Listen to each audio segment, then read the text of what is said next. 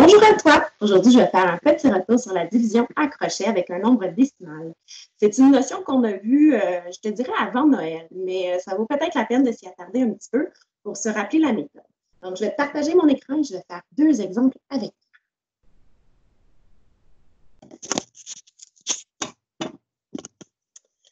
Alors, si on se souvient, lorsque je commençais ma division à crochet, j'ai une méthode à respecter. Donc, la première étape, c'est de faire la division. Ensuite, on se mettait un signe de multiplication. Je devais faire ma soustraction. Feu vert, feu rouge. Je vais faire deux cercles, mais rappelle-toi que c'est feu vert, feu rouge. Et finalement, j'abaisse. Alors, je vais revoir ça avec toi plus en détail. Je vais prendre le nombre 784 et 66 centièmes. Je vais le diviser par 2, tiens. Alors, je vais commencer par diviser le premier nombre. J'ai 7. Je dois le diviser en 2. Ouh, ça n'arrive pas à un nombre tout à fait exact. Donc, combien de fois 2 rentre dans 7 le plus près possible? En fait, ça rentre 3 fois. Je suis rendue à mon étape de multiplication. 3 fois 2, ça me donne 6. Donc, cette réponse-là, je vais aller l'écrire en dessous. Tu as vu, j'ai fait mon signe de soustraction parce que là, je dois soustraire. Donc, 7 moins 6, ça me donne 1. Feu vert, feu rouge. En fait, c'est juste pour vérifier si je suis allée diviser ça par le plus grand nombre. Donc, il me reste 1. Je dois toujours m'assurer. 1, c'est plus petit que 2, donc parfait, je suis allée le plus près possible. C'est rendu l'étape d'abaisser. Je vais abaisser mon 8. Je suis rendue avec 18. 18, je vais aller le diviser par 2. Ça tombe bien, ça arrive pile. Donc, ça me donne 9. Je fais ma multiplication. 9 fois 2 me donne 18. Ma soustraction maintenant. 18 moins 18, ça me donne 0. Feu vert, feu rouge, 0, c'est assez facile. Donc, c'est feu vert, tout va bien. Je suis allée le plus proche possible. Je peux descendre maintenant mon 4. 4. Donc, combien de fois 2 rentre dans 4? Ça rentre 2 fois. Je fais ma multiplication. 2 fois 2 me donne 4, tout juste. Je vais faire la soustraction. 4 moins 4 me donne 0.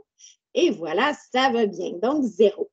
Si tu remarques, j'ai ma petite virgule ici. Ça veut dire qu'il ne faut pas que j'oublie d'aller la mettre tout de suite dans ma réponse aussi parce que je suis rendue à diviser la partie décimale. Je peux maintenant abaisser mon 6. 6. Je le divise. 6 divisé par 2. Combien de fois 2 rentre dans 6? Eh bien, ça rentre 3 fois. Ma multiplication 3 fois 2, ça donne 6. Soustraction, 6 moins 6 me donne 0 encore une fois. Donc, feu vert. Je vais descendre le dernier chiffre de ce nombre.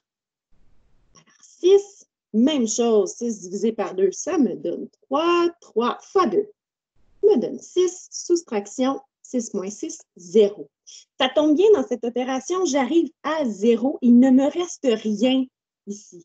Par contre, si tu arrives à une division où est-ce qu'il te reste encore des nombres, sache que nous, en 5e année, on va s'arrêter 2 chiffres après la virgule dans notre réponse. Donc, tu laisseras ça comme ça. Pour l'instant, on ne va pas plus loin. Je vais faire un autre exemple avec toi d'un nombre qui ne semble pas donner une division avec un nombre décimal. Alors, je me remets ma recette, diviser, multiplier, soustraire, feu vert, feu rouge et abaisser. Excellent. Je vais y aller avec 690 et tiens, je vais le diviser par 4.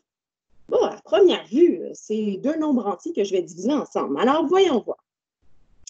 6, si je le divise par 4, ou que je me pose la question combien de fois 4 rentre dans 6, eh bien, ça rentre une seule fois.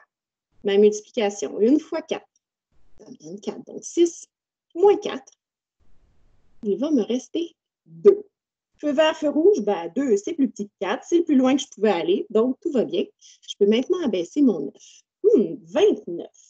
Je te rappelle qu'un des trucs quand tu fais ta division en crochet, j'y ai pas pensé tout de suite, mais c'est de faire ton carré magique si tes multiples ne sont pas facilement accessibles dans ta tête.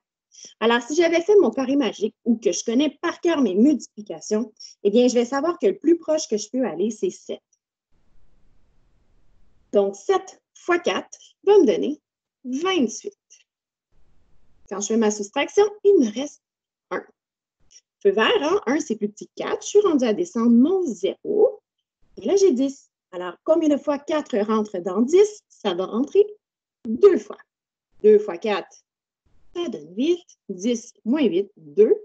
Hein? Et là, il me reste 2. Et j'ai plus rien en haut. Je te rappelle qu'un nombre, quand il est entier comme ça, ben, je peux toujours rajouter virgule 0, 0, 0. Hein? Il y a des zéros à l'infini. Alors, c'est ce qu'on va aller utiliser pour terminer notre division. Je vais aller me rajouter un 0 ici. Et qu'est-ce que je fais? Ben, bien sûr, je dois aller aussi l'ajouter dans ma réponse. Je vais aller me placer un 0, qui est comme invisible, mais qui est toujours là. Et je vais l'abaisser. Et maintenant, rendu avec 20. Donc, combien de fois 4 rentre dans 20? Eh bien, je suis chanceuse, ça arrive pile, ça arrive 5 fois. 5 fois 4 va me donner 20.